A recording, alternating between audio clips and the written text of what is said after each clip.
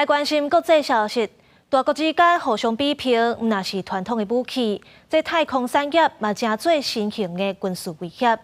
亲像中国特当咧扩大太空发展，但年发射的量是拢加一倍，敢若去年就已经射66架遐济啊！找到射的卫星，这路线甚至是经过台湾的天顶，造成威胁。Command of the United States Space Command effective. 美国太空司令部切实进行指挥官交接，将指挥权移交予太空军的上将怀廷。国防部副部长希克斯出席仪式，会中谈到目前俄罗斯甲中国拢伫发展太空的相关技术，要削弱美国加深国家的优势。The People's Republic of China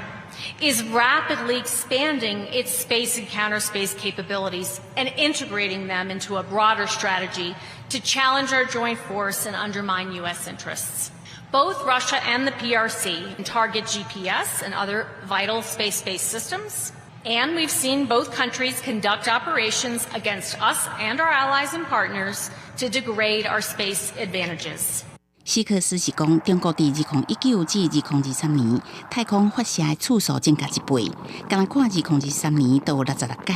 其中有效收载有240个，美国有超过2500个有效收载。这种的发展对于台湾来讲，毋但爱注意太空本数，还有太空碎片，另外对无法度控管的侵扰这个可能性，原来会有增加。不只是说中国可以透过卫星能力去进行情报监视侦查，那几分钟之内就会到台湾上空，所以我们的反应时间很短，跟世界各国在进行所谓太空状态觉知的能力就非常的重要。那这个反太空能力会让太空不仅在比方说跟台湾发生武装冲突，让太空能力变成中国首要目标之外，也很方便中国去执行所谓的各种灰色地带的袭扰。学者指出，为7到下晡国防部发布中国卫星发射的警讯时间来看，代表台湾有能力即时侦测。